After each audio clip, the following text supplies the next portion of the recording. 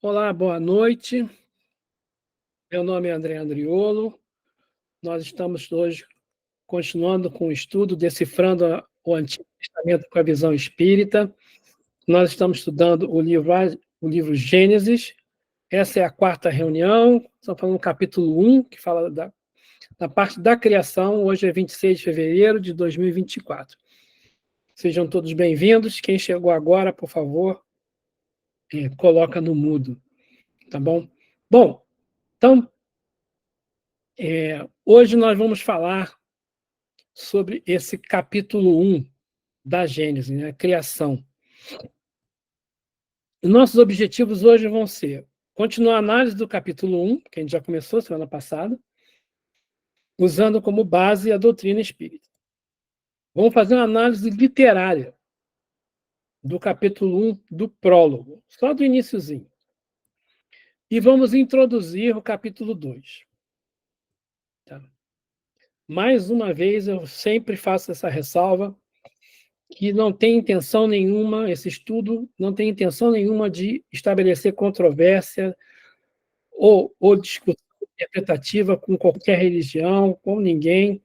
O estudo é feito à base da doutrina espírita, baseado na doutrina espírita codificada por Kardec. Então, a gente vai usar aqui as obras básicas, né, da codificação de Kardec, a Revista Espírita. Vamos usar também Emmanuel, André Luiz, vamos usar Divaldo, vamos usar Haroldo Dutra Dias, vamos usar vários autores aí, Severino Celestino, vamos usar vários autores espíritas que vão nos ajudar aqui. E também eu estou usando a Bíblia, seguindo pela Bíblia de Jerusalém, mas eu também utilizo a Bíblia NVI e a João Ferreira de Almeida e a Bíblia do Peregrino como bases aqui para o que eu estudo. Também me baseio em livros que não são espíritas, em livros de teólogos de outras religiões e também acadêmicos. Então, a minha ideia é trazer esse estudo com a visão do Espiritismo. Né? A gente tem ali na nossa frente o que falam os católicos, o que falam os protestantes, o que falam os judeus, o que falam os acadêmicos, e a gente está olhando daqui para todo mundo, tentando ver o que cada um fala e trazendo o que os espíritos falam sobre esse assunto. Tá bom? Então, vamos lá. Bom, essa aqui é a estrutura do Gênesis, a gente já viu isso algumas vezes, hoje vamos falar do capítulo 2. Vamos falar do capítulo 2, a criação dos céus e da terra.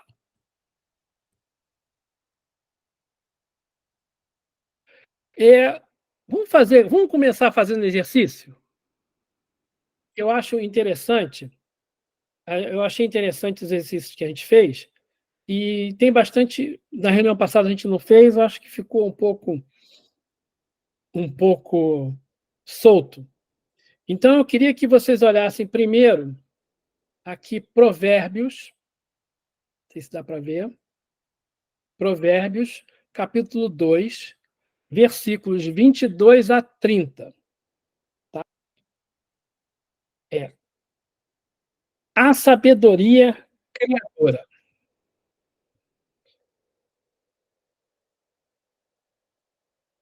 A sabedoria criadora. Provérbios 8, 22 a 30. Foi isso que eu falei lá para vocês ou eu falei diferente? Não, lá tu falou 2. Ah, desculpa. Volta tudo é 8. Perdão. A gente estava Então, vendo acho aqui que só tinha o 2, já terminava no 21, aí a gente estava procurando o 30. Ai, obrigada, Caio. Eu achei que eu estava doida. Para tu ver, né? Como é que o cara que vem fazer a reunião da aula, primeiro slide que ele bota errado. Vamos lá, é 8. É para ver se vocês estavam prestando atenção. A sabedoria criadora. Yahvé me criou, primícias de sua obra, de seus feitos mais antigos. Desde a eternidade fui estabelecida, desde o princípio, antes da origem da terra. Quando os abismos não existiam, eu fui gerada. Quando não existiam os mananciais das águas. Antes que as montanhas fossem implantadas, antes das colinas, eu fui gerada. Ele ainda não havia feito a terra e a erva, nem os primeiros elementos do mundo. Quando firmava os céus, lá eu estava. Quando traçava a abóbada sobre a face do abismo. Quando condensava as nuvens do alto. Quando se enchiam as fontes do abismo. Quando punha um limite ao mar e as águas não ultrapassavam o seu mandamento. Quando assentava os fundamentos da terra. Eu estava junto com ele. Como mestre de obras, eu era o seu encanto todos os dias.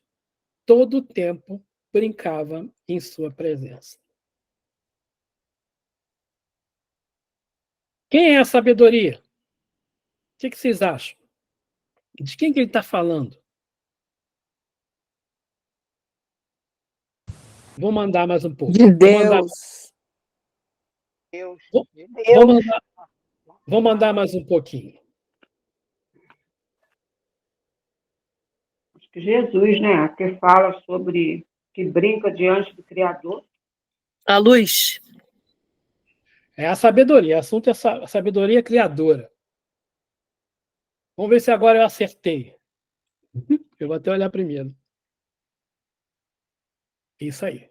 Vamos lá. Desculpa. Eclesiástico 1, capítulo 1, versículos 4 e 5. Eclesiástico só tem nas Bíblias católicas. Então, quem está com a Bíblia protestante não vai achar. Tá? Então, eu já vou colocar aqui direto. E mais um comentário só. Algumas traduções da Bíblia Católica não tem o versículo 4. Vai direto para o 6. André, Oi? é Eclesiastes ou Eclesiástico? Eclesiástico. Eclesiástico não tem na Bíblia protestante, só tem na Bíblia Católica. Ah, então. Porque aqui é Eclesiastes, né? Eclesiástico tem nas duas Bíblias. Eclesiástico só tem na Bíblia Católica. Ah, entendi. Olha o que ele fala lá. Antes de todas essas coisas, foi criada a sabedoria. E a inteligência prudente existe desde sempre. A fonte da sabedoria é a palavra de Deus nos céus. E seus caminhos são as leis eternas. Em Provérbios, falou da sabedoria criadora.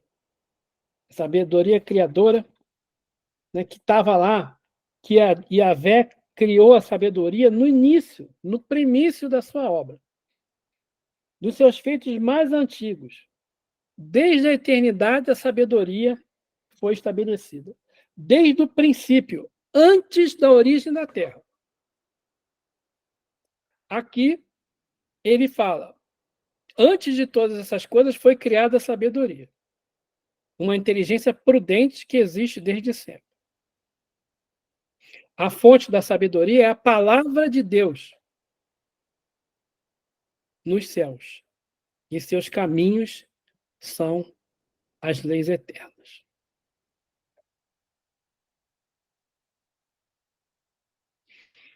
Se a gente for lá em João, capítulo 1, versículos 1 a 18, que eu pedi para vocês lerem dever de casa, né? Vamos lá? No princípio era o Verbo, e o Verbo estava com Deus. Num princípio, ele estava com Deus. Tudo foi feito por meio dele, e sem ele nada foi feito. O que foi feito nele era a vida, e a vida era a luz dos homens. E a luz brilha nas trevas, mas as trevas não apreenderam. Houve um homem enviado por Deus. Seu nome era João. Este veio como testemunha, para dar testemunho da luz, a fim de que todos crescem por meio dele. Ele não era a luz, mas veio dar testemunho da luz. Ele era a luz verdadeira que ilumina todo homem que vinha ao mundo. Ele estava no mundo, e o mundo foi feito por meio dele, mas o mundo não o reconheceu. Veio para o que era seu, mas os seus não o receberam. Mas a todos que o receberam, deu o poder de se tornarem filhos de Deus. Aos que creem no seu nome, eles que não fogem, gerados nem do sangue, nem de uma vontade da carne, nem de uma vontade do homem, mas de Deus. E o Verbo se fez carne, e ele habitou entre nós. E nós vimos a sua glória, glória que ele tem junto ao Pai, como Filho único, cheio de graça e verdade.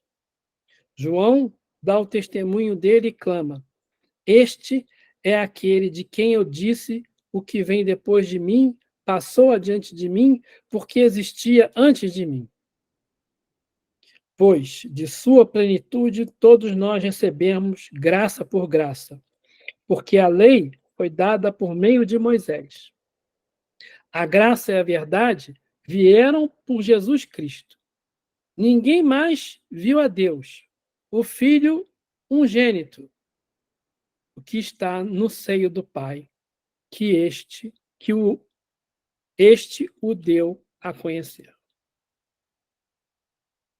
Juntando essas três passagens, de quem que ele está falando na sabedoria? Quem é a sabedoria?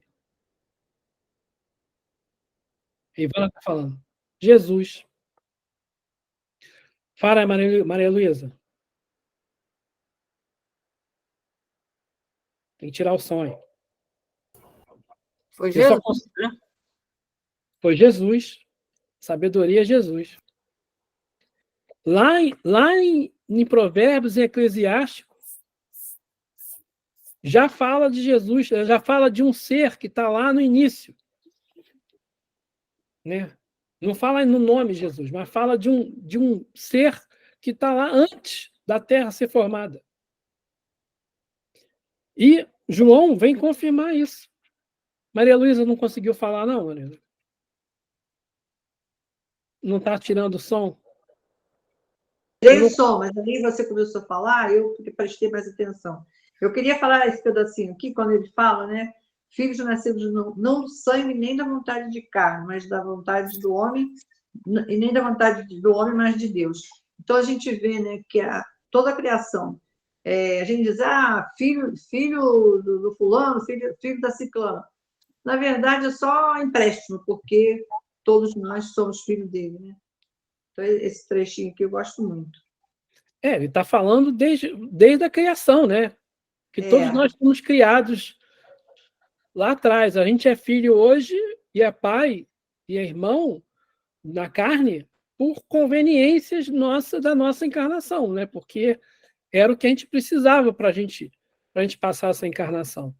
Mas lá na origem, todos somos filhos, né? Viemos da mesma criação. E o que é mais interessante, todos somos irmãos. Né?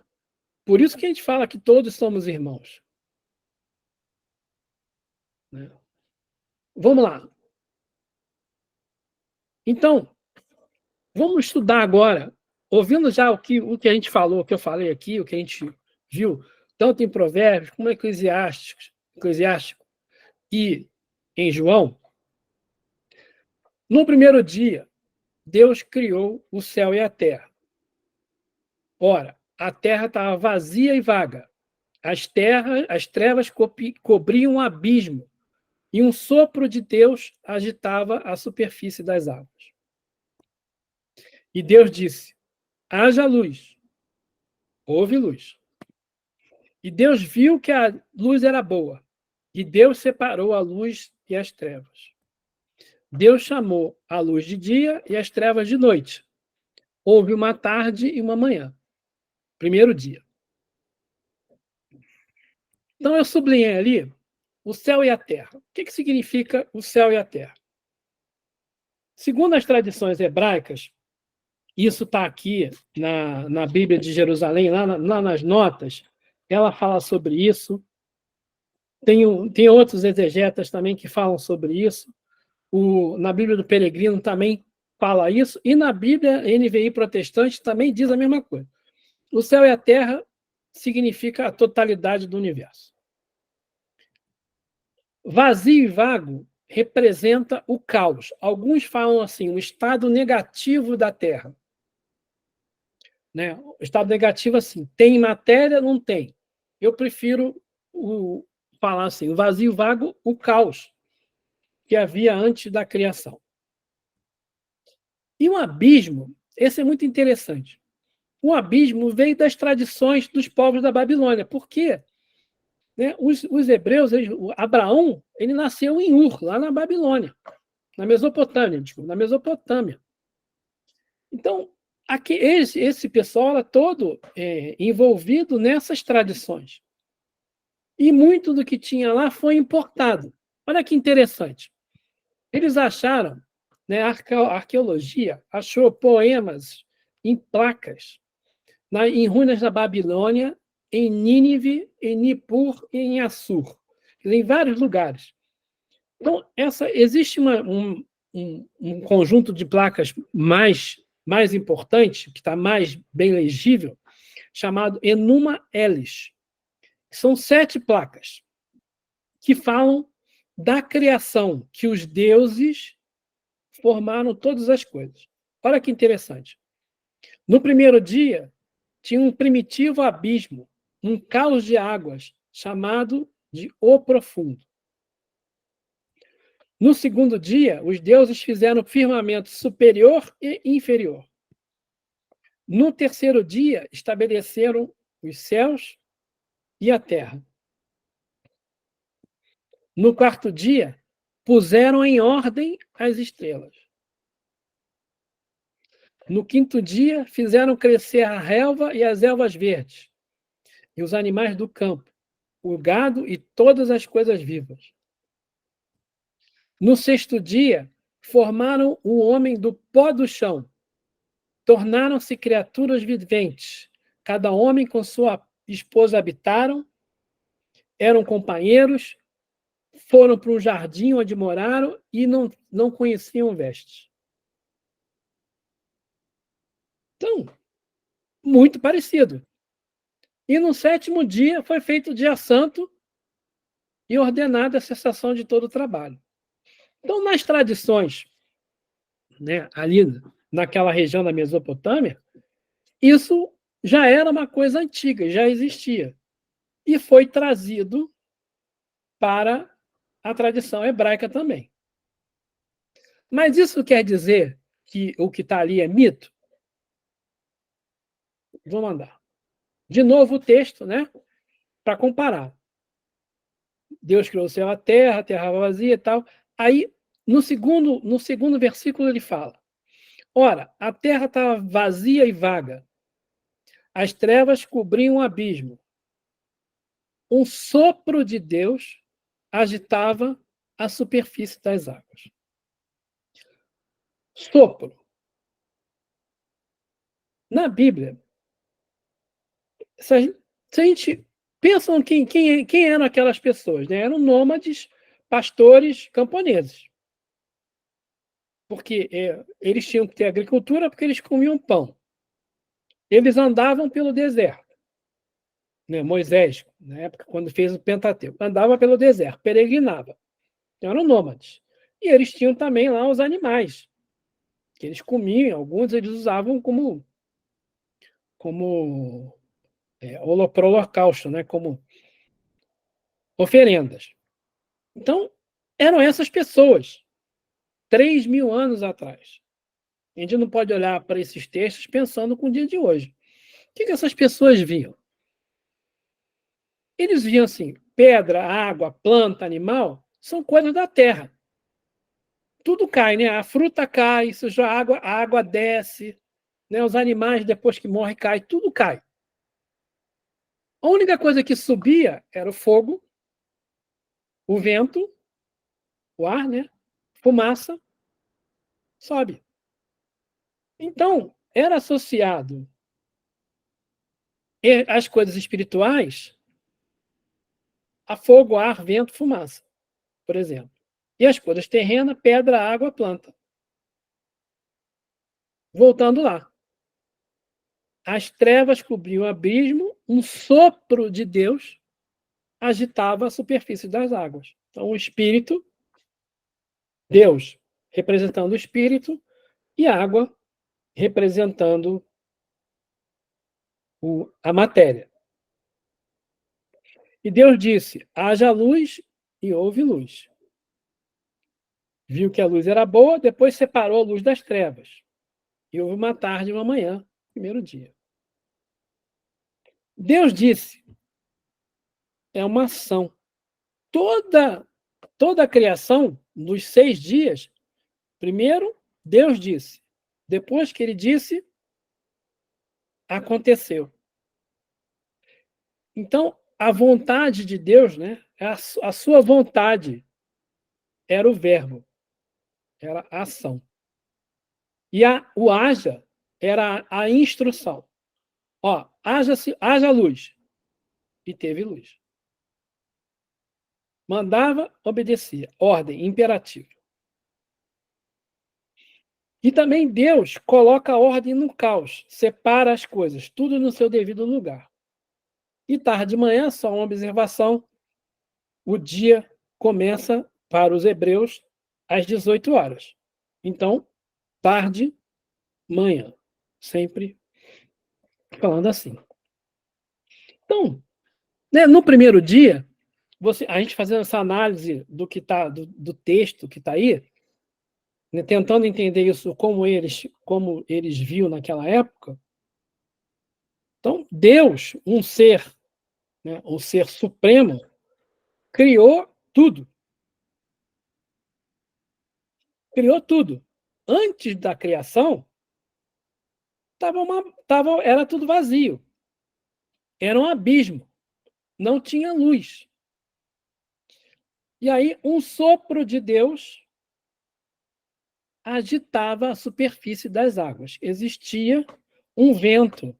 Alguma coisa já começou a aparecer ali, espiritual, sobre a matéria. E aí Deus falou, Deus disse, Deus falou, haja luz, mandou, houve luz. Deus viu que a luz era boa. Aí separou luz de treva. Deus chamou luz de dia, trevas de noite, tarde e manhã. Mas o sopro de Deus, né? Vamos olhar essa expressão sopro de Deus com mais detalhe. André Luiz fala no Evolução em Dois Mundos do hausto do Criador. Ele fala assim: o fluido cósmico é o plasma divino, hausto do Criador ou força nervosa do todo sábio. Nesse elemento primordial, no fluido cósmico, vibram e vivem constelações e sóis, mundos e seres, como peixes no oceano. Pensa no peixe, né? No oceano. O peixe está dentro do oceano, mas não é o oceano. Né? A água passa através dele, mas ele não é água. E ele está dentro do oceano. Ele está tudo ali dentro.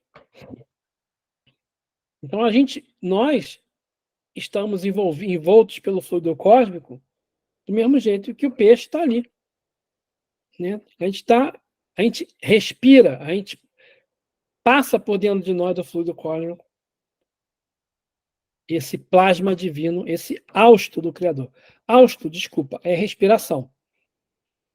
Hausto, na verdade, é expiração, né? É o sopro. É o sopro de Deus. Nessa substância original, operam as inteligências divinas em serviço de cocriação em plano maior, o que faz deles orientadores da criação excelsa. A gente falou semana passada dessas inteligências divinas, muito pouquinho sobre elas, né? Em serviço de cocriação. Lá no Livro dos Espíritos, questão 27, Ivana, vou voltar lá na questão 27. O que fala a questão 27? O que fala a questão 27? Deus, Espírito e Matéria. Muito bom! Depois de muita... 27. Kardec pergunta assim: haveria, então, dois elementos gerais do universo, matéria e espírito? Há só uma ressalva. Eu representei Deus aqui como uma luz, um foco. Por que eu fiz isso? Porque Deus é imaterial. Só que lá na Gênesis, Kardec, quando fala da providência divina, ele fala, podemos, assim, só para a gente poder ter uma ideia, considerar Deus como um foco criador. E aí, por isso eu estou emprestando essa ideiazinha aqui. Tá? Só para a gente poder representar no papel. Então, haveria dois elementos gerais do universo? Matéria e espírito? Então, vamos lá. Dois elementos materiais, dois elementos do universo. Elemento espiritual e elemento material. E os espíritos respondem: sim, acima de tudo, Deus, o Criador, Pai de todas as coisas. Esses três elementos representam o princípio de tudo o que existe, a Trindade universal. Mas, ao elemento material, é preciso juntar o fluido universal, que desempenha um papel de intermediário entre o espírito e a matéria. Opa! Entre o princípio espiritual e o elemento material, tem que ter um intermediário, um fluido universal. Aqui, na 27, Kardec fala fluido universal. Em outros livros das obras básicas, na revista Espírita, mais para frente, ele começa a falar em fluido cósmico universal, e aí, por isso que virou fluido cósmico universal. Então, esse fluido cósmico desempenha um papel de intermediário entre a matéria, espírito e a matéria propriamente dita, muito grosseira para que o espírito possa exercer alguma ação sobre ela. Embora, sob certo ponto de vista, se possa classificar o fluido universal como elemento material, então ele é um elemento material, ele se distingue da matéria por propriedades especiais. Se fosse realmente matéria, não haveria razão para que o espírito também não fosse. Está colocado entre o espírito e a matéria. É fluido como a matéria, e matéria e suscetível. É matéria e suscetível. Quer dizer, é fluido como matéria.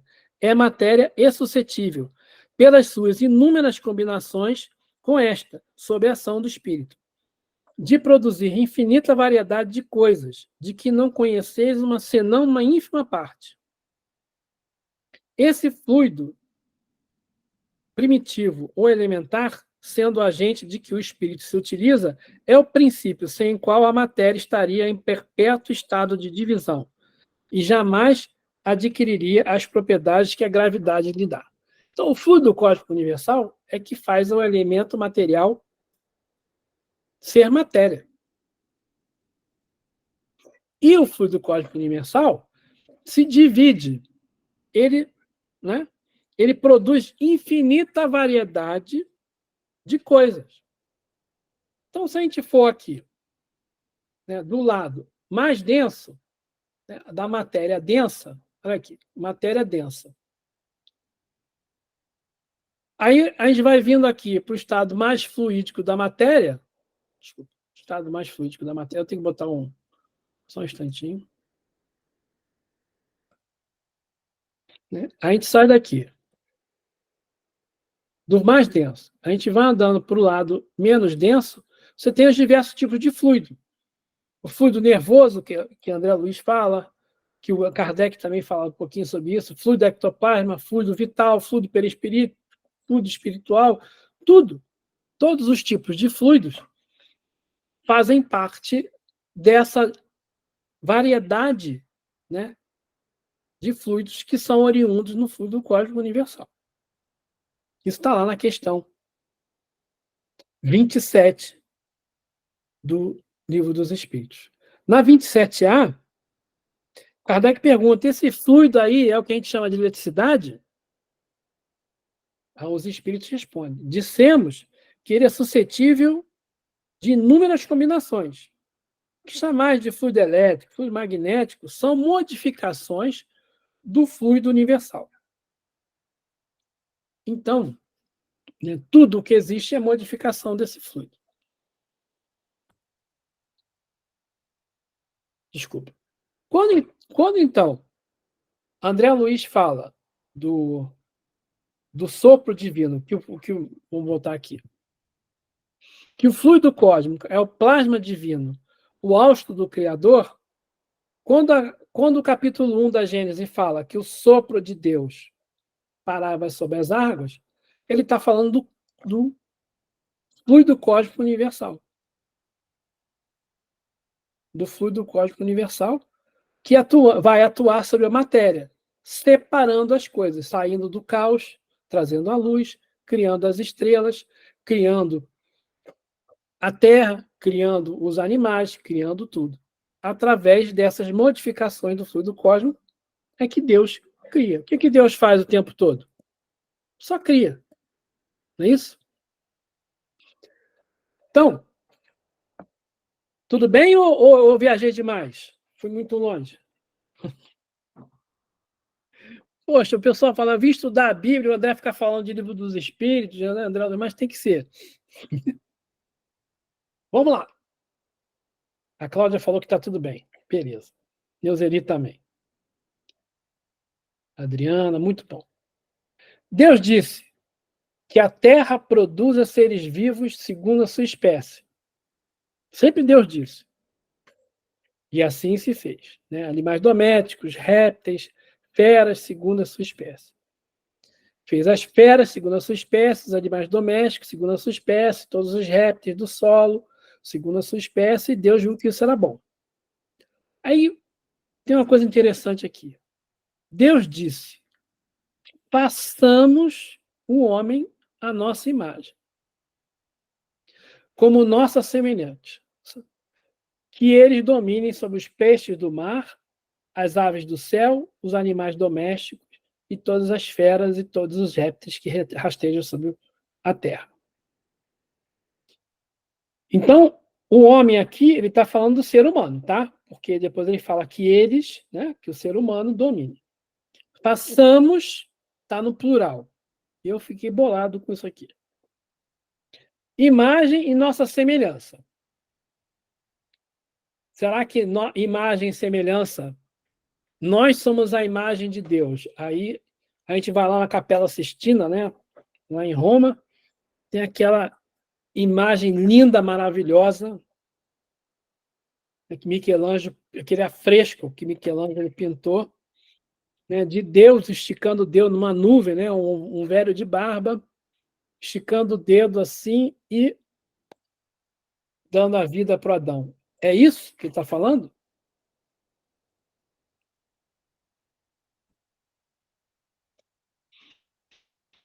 Na Revista Espírita, fevereiro de 68, na página 78, o Kardec fala, na verdade não é Kardec, deixa eu pegar aqui. Página 78.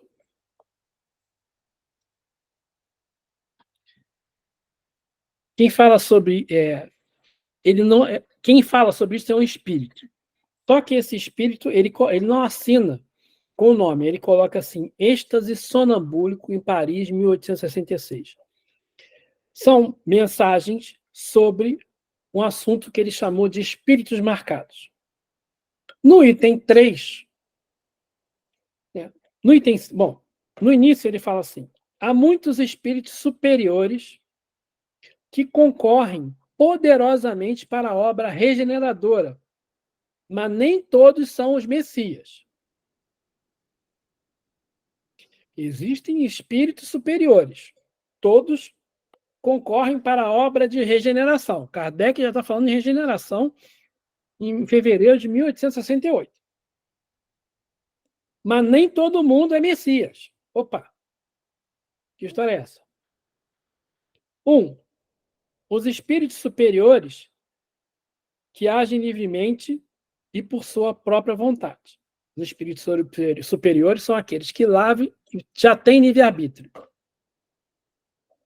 Aí, 2, ele chama aqui espíritos marcados. Isto é, espíritos designados com uma missão importante. Tem irradiação luminosa, que é o sinal característico de sua superioridade. São escolhidos entre os espíritos capazes de as cumprir.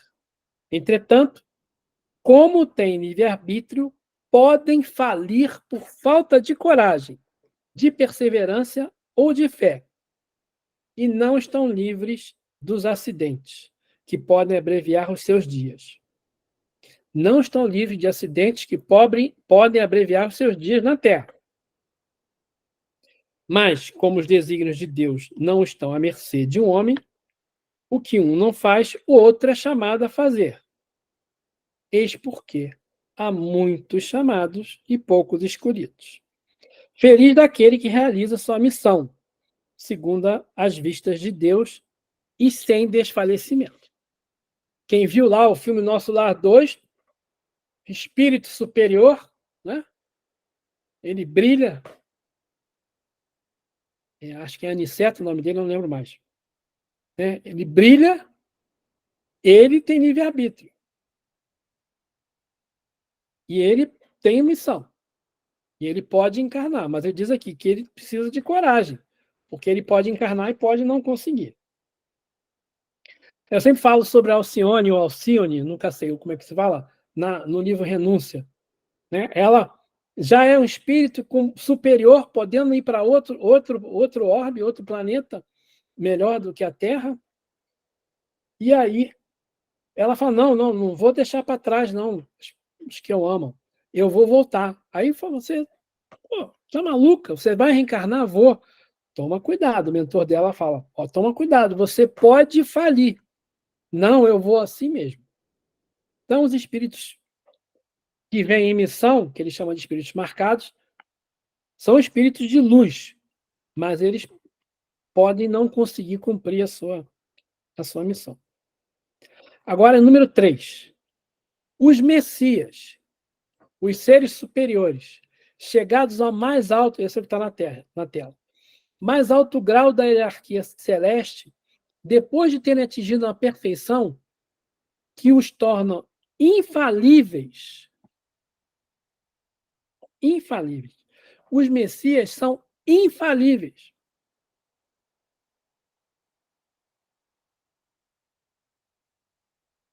E aí, o Espírito continua assim, daí por diante e acima das fraquezas humanas, mesmo na encarnação.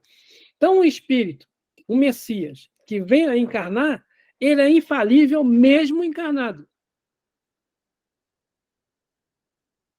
Admitidos dá de novo no texto, admitidos nos conselhos do Altíssimo, recebem diretamente sua palavra, que são encarregados de transmitir e fazer cumprir. Deus disse, faça-se a luz.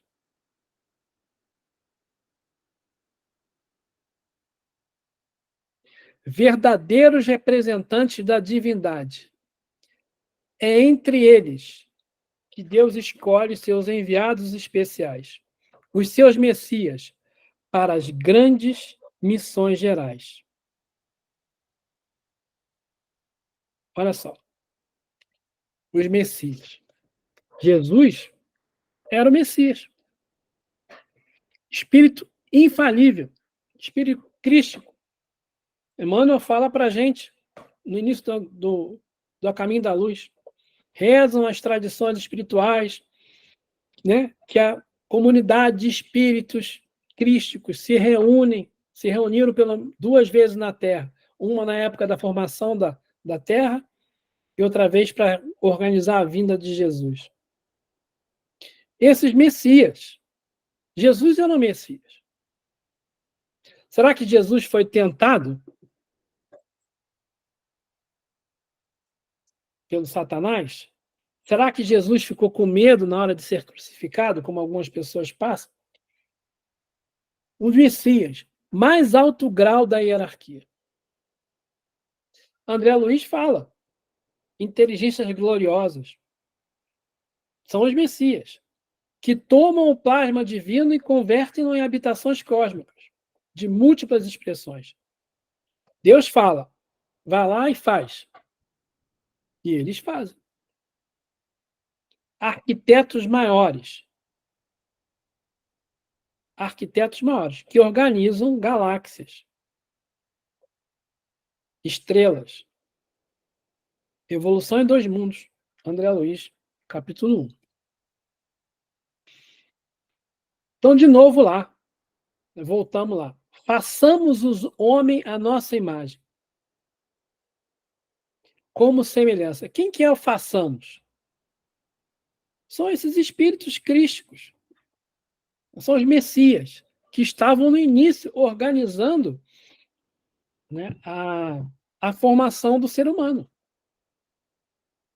Quando a gente começa a estudar, né, esses livros, a Evolução em 2 Mundos, ou até a própria Gênese, Kardec fala na Gênese, sobre a Gênese orgânica, ele fala lá sobre o corpo humano.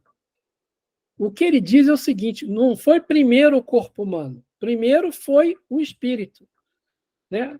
Os espíritos, para poderem reencarnar nos corpos dos seres que existiam aqui, que não eram seres humanos ainda, foram primeiro modificados, né? Esses corpos espirituais foram primeiro modificados no plano espiritual para gerar mutações que conseguissem receber o espírito de um ser humano, primitivo, nas suas primeiras encarnações ainda. Né? Foi nessa hora do homem das cavernas, né? Do Homo erectus, lá, do primeiro Homo sapiens, desculpa, do Homo sapiens. As primeiras encarnações dos Homo sapiens foram em corpos que já estavam apropriados para receber o espírito do ser humano. Quem mexeu com isso? A Caminho da Luz está lá. Né? Os arquitetos divinos fizeram experimentos, modificações. Até ele fala, né, sobre as experiências que foram feitas antes, que criaram os dinossauros, aí viram que não ia dar para seguir com o dinossauro e aparecer um ser capaz de receber o espírito do ser humano. Então, tiveram que fazer alguma coisa para... Opa, vou para o caminho errado, porque a natureza, ela segue as suas próprias regras. Precisou de uma correção de rumo. E aí houve a extinção dos dinossauros. E aí continuou esse laboratório do plano espiritual manipulando, né, o fluido cósmico universal para fazer corpos terrenos baseados, são espelhos do corpo espiritual, para que a gente pudesse reencarnar aqui na Terra. Imagem de Deus. Segundo os exegetas, sendo que esse cara chama Bruce K. Walt, que ele tem um livro chamado Gênesis, que eu tenho ele aqui, é muito interessante, ele analisa palavra por palavra. Palavra por palavra. É um trabalho muito grande que ele fez, do capítulo 1, palavra por palavra do capítulo 1. Aí ele fala, sendo criada a imagem de Deus, estabelece-se o papel da humanidade na Terra e facilita-se a sua comunicação com o divino. Então, o que ele está dizendo? Quando Moisés fala que Deus fez o homem, ser humano, a sua imagem e semelhança, traz Deus um pouco mais para perto da gente, que a gente pode conversar com Deus. A gente facilita a comunicação com o divino. Na Bíblia de Jerusalém, lá na nota, ele fala assim: ser a imagem e semelhança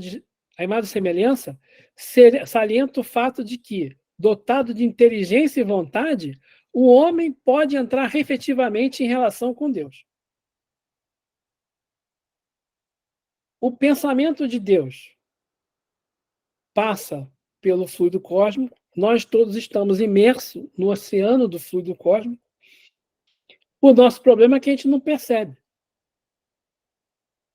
O Haroldo Dutra fala assim: a gente não percebe Deus. Quando a gente chega a espírito puro, a gente vai chegar lá e vai falar assim: nossa, Deus estava comigo o tempo todo e eu não percebi. O tempo todo eu achava que estava longe. Não está, eu que não consigo ver. A gente não consegue perceber, né, o pensamento de Deus. Livro dos Espíritos, questão 132. Qual o objetivo da encarnação dos espíritos? Deus impõe a encarnação com o fim de fazê-los chegar à perfeição. A encarnação tem ainda outra finalidade: a de pôr o espírito em condições de suportar a parte que lhe toca na criação. Opa! Nós temos uma parte na criação? Claro. Somos feitos à imagem e semelhança. Nós somos co-criadores. A gente não vai criar vida, mas a gente vai criar com o que a gente tem na mão. Nós vamos criar a tecnologia, nós vamos criar a cultura do solo, nós vamos criar construções, nós vamos nos reproduzir, né, dando chance para outros espíritos encarnarem. Nós vamos construir, né, a obra da inteligência humana, nós vamos evoluir, como construindo com a moral humana. Então, nós né, temos condições de suportar a parte que nos toca na criação. Para executar isso, a gente em cada mundo toma o espírito, um instrumento em harmonia com a matéria essencial desse mundo, a fim de aí cumprir, daquele ponto de vista, as ordens de Deus. É assim que, concorrendo para a obra geral, ele próprio se adianta. Cada mundo que a gente vai, o nosso corpo espiritual e o nosso corpo físico, obviamente, é feito de matéria compatível com o mundo que a gente está. Então, se a gente for reencarnar em Júpiter, que segundo os espíritos é um mundo feliz, um mundo gasoso. Não é com esse corpo que eu vou. Não é com esse perispírito que eu vou. É outra matéria. Outra modificação. Desculpa, modificação do fluido cósmico universal. Então, nós temos também o objetivo de fazer a nossa parte na criação. Por isso que fala: façamos o homem à nossa imagem e semelhança. Olha só que responsabilidade, né? E aí, Moisés continua: Deus criou o homem à sua imagem. A imagem de Deus ele criou. Homem e mulher ele os criou. Deus os abençoou e lhes disse: sede fecundos e multiplicai-vos. Enchei a terra, submetei-a. Dominai sobre os peixes do mar, as aves do céu e todos os animais que rastejam sobre a terra. Que é parte da criação. Mandou a gente dominar. E Deus disse: eu vos dou todas as ervas que dão semente, que estão sobre a superfície da terra, e todas as árvores que dão semente. Isso será vosso alimento. A todas as feras e a todas as aves do céu, a tudo que rasteja sobre a terra, o que é animado na terra, eu dou como alimento toda a verdura das plantas. E assim se fez. No início era todo mundo vegetariano, tá? A gente e os animais também. Deus viu tudo o que tinha feito. e era muito bom. Houve uma tarde e uma manhã, sexto dia. Interessante, quando a gente olha os seis dias, né? No primeiro dia, faz a luz. No dia 4, faz o sol e a lua, que são quem trazem a luz, do dia e de noite. No segundo dia, faz o firmamento, o céu e os mares. No quinto dia, faz os habitantes do firmamento, as aves e os peixes. Olha a simetria aí. Né? No terceiro dia, desculpa, está errado ali, não é firmamento, não. Faz os animais, né? Faz a terra, né? Animais terrestres e seres humanos, e a vegetação. Uma coisa, né? De um lado ele faz um recurso, do outro a gente utiliza.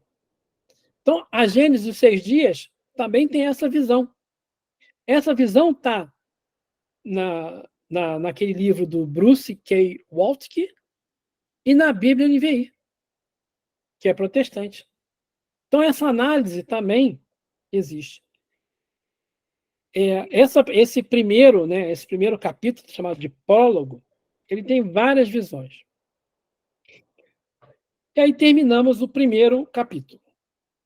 Só que aí entramos no sétimo dia. E assim foram concluídos o céu e a terra com todo o seu exército. Deus concluiu no sétimo dia a obra que fizera no sétimo dia, e no sétimo dia descansou, depois de toda a obra que fizera. Deus abençoou o sétimo dia e o santificou, pois nele descansou e depois de toda a sua obra de criação. Então aí, exército. Por que o exército? Não sei se vocês já ouviram falar, mas Senhor dos Exércitos. Aí teve gente achando que Senhor dos Exércitos era o exército, né, com farda, com... Será que é isso que está falando aqui na criação? Descansar. Será que descansar é Deus descansou, foi para a praia? Deus foi para Cabo Frio? Ficou lá? Né, olhando o mar, fazendo nada? E o que significa santificar o sétimo dia? Isso é porque tem que ter um dia de descanso. Também tem, mas vamos olhar isso com mais detalhe, né? Em Marcos, capítulo 2, versículo 27, Jesus falava assim: então lhes dizia, o sábado foi feito para o homem, e não o homem para o sábado.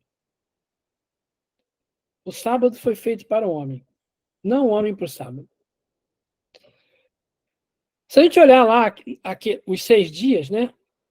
Durante 6 dias, Deus fez tudo que era material, não é?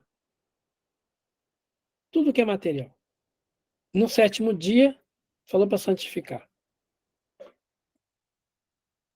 Então, vamos lá.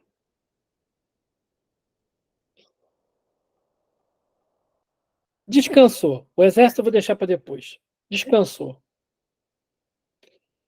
Se a gente olhar para Israel, né, para os hebreus, eles estavam escravizados no Egito, saem para o Êxodo para chegar na Terra Prometida. Qual era o objetivo?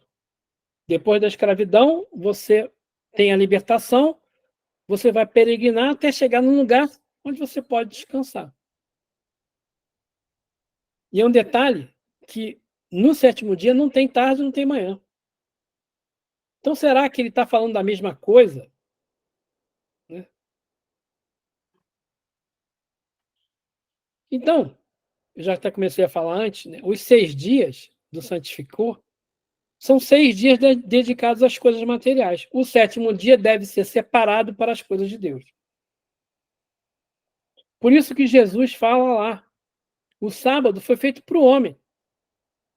Para o homem usar esse sétimo dia para Deus. Mas se Deus não cria o tempo todo, o que Deus está fazendo? Está criando. Deus vai deixar a pessoa morrer de doença no sábado só porque é sábado? Então, Jesus não aceitava isso. Trouxe isso para a gente. Porque, na verdade, o sábado foi feito para o homem. Não a gente foi feito para o sábado.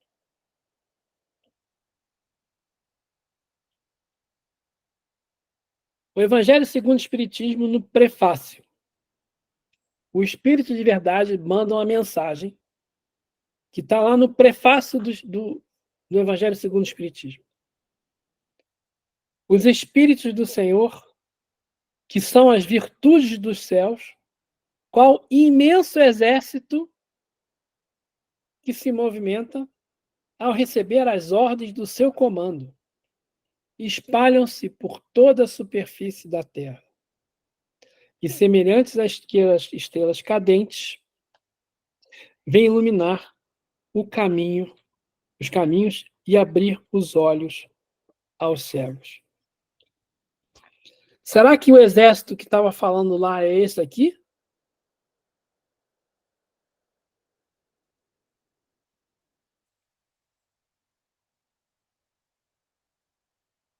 E foram concluídos o céu e a terra com todo o seu exército. Os Messias, seres espíritos crísticos, criadores, co-criadores com Deus, depois que criaram tudo, né, o exército do Senhor, se movimentam para receber as ordens do seu comando e espalham-se pela superfície da terra. Semelhantes estrelas cadentes vêm iluminar os caminhos e abrir os olhos dos cegos. Ele está falando do Espiritismo, do Consolador Prometido. Recomendo ler esse prefácio lá. Né? A gente estuda o Evangelho segundo o Espiritismo. Será que a gente lê lá o prefácio? Descansar e santificar. Isso também é muito interessante. Livro dos Espíritos. Escala espírita. Lá na questão número 100, começa a escala espírita. Deixa eu abrir aqui. Né? Kardec fala da escala espírita. Espírito de terceira ordem, espírito de segunda ordem e espírito de primeira ordem. Os espíritos de terceira ordem, eles dividem em várias classes, né? Então, os espíritos... Vamos falar aqui. Tem predominância do mal, da matéria sobre o espírito, propensão pelo mal, ignorância, orgulho, egoísmo, todas as más paixões que lhes são consequentes. São espíritos impuros, a 10ª classe, espíritos levianos, espíritos pseudo-sábios, espíritos neutros, perturbadores. Depois tem a 2ª classe, espíritos bons, que têm predominância do espírito sobre a matéria, desejo do bem, que são os espíritos benévolos, o espírito de ciência, o espírito de sabedoria. E os espíritos superiores, que é a 2ª classe. Na primeira classe, a classe única, são os espíritos que já percorreram todos os graus da escala espírita e se despojaram de todas as impurezas da matéria. Tendo alcançado a soma de perfeição de que lhe é suscetível a criatura, não tem mais que sofrer provas, nem expiações, não estando mais sujeitos a reencarnações em corpos perecíveis, realizam a vida eterna no reino no seio de Deus. Descansam. Descansam. Porque no final da nossa peregrinação pelo deserto, a terra prometida, é alcançar a soma de perfeição que a gente pode. Soma de perfeição, olha só, soma de perfeição, porque a gente pode atingir perfeição em várias áreas, até conseguir ser espírito puro. E aí não estamos mais sujeitos à encarnação. Não precisamos mais passar pelas vicissitudes, pelo sofrimento, pelas coisas da matéria. Então, nós temos várias encarnações onde a gente passa pela matéria, vai, fica aqui, vai para o plano espiritual, e caramba, não consegui fazer, volta, tenta mais um pouquinho, avança mais um pouquinho, avança mais um pouquinho. Aí depois de não sei quantas, né, encarnações, depois de milhões de anos, talvez, a gente consegue chegar lá, a espírito perfeito. E aí, a gente descansa. Os espíritos puros não têm influência na matéria. Superioridade intelectual e moral absoluta com relação aos espíritos de outras ordens. Olha só. Superioridade intelectual e moral, superioridade intelectual e moral absoluta. Conseguiram atingir todos os graus de perfeição. Tem perfeição intelectual e imperfeição moral. Com relação aos espíritos das outras ordens. Porque com relação a Deus, não dá. E aí, né, Allan Kardec fala assim: não é dado ao homem sondar a natureza íntima de Deus. Para compreendê-lo, ainda nos falta um sentido próprio, que só se adquire por meio da completa depuração do espírito. Nós só vamos entender Deus quando a gente chegar a espírito puro. Quando a gente descansar.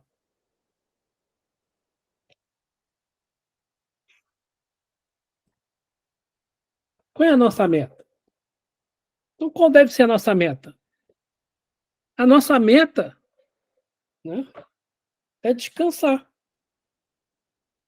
Quando fala lá no 7º dia, santificou, nossa meta é chegar no 7º dia. Descansar e santificar. Atingir a santidade, o santo dos santos. A meta mais elevada da vida espiritual não é acumular riqueza material ou de informação, mas sim de percorrer toda a escala espírita e nos tornarmos espíritos puros. Finalmente, não ter mais, descansar, não ter mais que encarnar.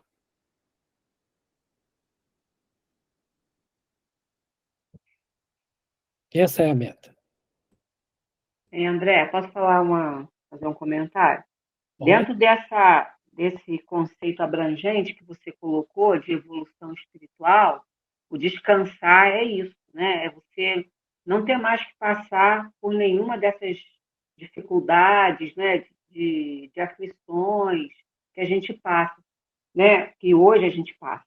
Mas para hoje também, se a gente for trazer esse conceito do descanso que está ali, mais para perto, porque esse é um conceito que eu, assim, você colocou bem abrangente, né? Bem abrangente.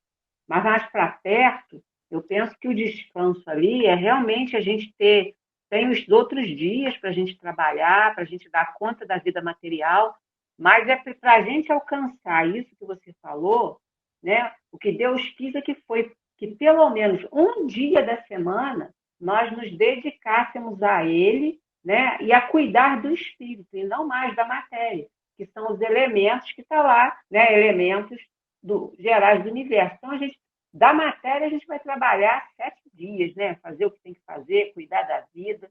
Não quer dizer que vai relegar, de deixar de lado o espírito, mas um dia só ele pediu para que a gente fizesse isso. Né? Mas é isso mesmo. O objetivo de Moisés ali também era educar o povo para poder sempre parar um dia. Isso. Você não pode trabalhar 7 dias na semana, você tem que ter um tempo de descanso. Mas esse dia era para você dedicar às coisas do espírito. Por isso que fala santificar. Santificar. Né? O problema é que na época de Jesus, os judeus começaram a levar isso tanto ao pé da letra que nem quando era uma obra de Deus podia fazer. Ah, sim. Né? Nem quando era obra de Deus você podia fazer. Nem quando era um assunto santo podia fazer. Por isso que Jesus falou, né, que o sábado não é fez aquela expressão, né? Quando a gente chegar no Êxodo, a gente vai ver É. que existe lá o tabernáculo. O tabernáculo é Uhum. dividido em três partes. Tem um átrio, onde todo mundo pode chegar, onde são feitas as oferendas, onde são feitos os sacrifícios, os holocaustos. Depois tem um lugar mais para dentro, onde fica o lugar santo, onde fica a menorá, o candelabro, o incenso e o pão. Olha só que interessante. O incenso solta fumaça que sobe. O candelabro tem a luz que ilumina. E o pão traz para a terra. Então, lá do lado de fora, só tem coisa material, né? Só a expiação, o sofrimento, o sacrifício. Você entra no lugar santo, você já tem só que só alguns podem entrar, né? Só os sacerdotes podem entrar. E você tem um véu e tem um lugar chamado Santo dos Santos. Atrás desse véu fica a Arca da Aliança, e ali só o sumo sacerdote pode entrar uma vez por ano. E durante toda a peregrinação, no Santo dos Santos, Deus se faz presente na forma de uma fumaça, de uma nuvem ou de um fogo. De novo, o símbolo do fogo, o símbolo do vento, do coisa. E só se consegue chegar naquele nível, né, só o sumo sacerdote uma vez por ano. Também simbolizando a gente, né, a evolução espiritual. Né? Você tem o povão, você tem os que já conseguiram alguma coisa e você tem aquele que já chegou lá. Mas os sacerdotes tinham que manter o incenso aceso todo dia, inclusive no sábado. Tinha que manter a menorá acesa, as 7 luzezinhas acesas, todo dia, inclusive no sábado. Tinha que trocar o pão todo dia, inclusive no sábado. Então, eles poderiam fazer o trabalho, mas não deixavam os outros fazerem. Por quê? Eles eram mais santos do que os outros? Por isso que Jesus fala sobre isso, porque houve uma deturpação do sábado. Né? Mas quando a gente olha, por que eu estou trazendo essa visão mais grandiosa? Porque a criação, a gente não pode olhar isso ao pé da letra. Quando você olha o Antigo Testamento ao pé da letra, a gente pode cair na armadilha de que você tem que fazer o que está escrito ali ao pé da letra. E aí nós nos tornamos fundamentalistas e a gente também fica preso. Está limitado nos conceitos ali, né? Limitado. Então, algumas pessoas, algumas religiões interpretam aquilo ao pé da letra, que não é o caso dos judeus. Os judeus, eles interpretam o Antigo Testamento, eles falam que o Antigo Testamento tem 70 faces. Então, você interpreta aquilo de várias maneiras. Eles dizem que, se você leu e entendeu, está errado. Tem que ler e não entender, porque você tem que buscar uma nova visão. Então, a visão que eu achei legal trazer hoje é que esses 6 dias mostram a nossa evolução. Porque nós também vamos, né, porque a criação é tudo para a gente. Os espíritos puros que criaram isso, que ajudaram Deus, né, o sopro de Deus, foram criando todas essas coisas. E a gente, né, também está destinado a essa perfeição, como os espíritos falaram. Quem dera eu pudesse fazer parte do exército. Que os espíritos falam no prefácio do Evangelho segundo o Espiritismo. Mas só que o nosso objetivo é esse. No Parnajas Túmulo, Augusto dos Anjos traz essa poesia aqui. Se devassássemos os labirintos dos eternos princípios embrionários, a cadeia de impulsos e de instintos, rudimentos dos seres planetários, tudo o que a poeira cósmica elabora em sua atividade interminável, o anseio da vida, a onda sonora que percorrem o espaço imensurável, no profundo silêncio dos inermes inferiores e rudimentares, nos rochedos, nas plantas e nos vermes, a mesma luz dos corpos estelares. É que, dos invisíveis microcosmos ao monólito enorme das idades, tudo é clarão da evolução dos cosmos. Imensidade nas imensidades. Nós já fomos os germes de outras eras, enjaulados no cárcere das lutas. Viemos do princípio das moneras, buscando as perfeições absolutas. Essa é a nossa meta. Essa é a nossa meta como espírito. Nossa meta como que Deus trouxe para a gente. Atingir a perfeição absoluta. Chegamos ao primeiro grau da escala espírita. Espírito puro. Vamos chegar lá. Tá bom?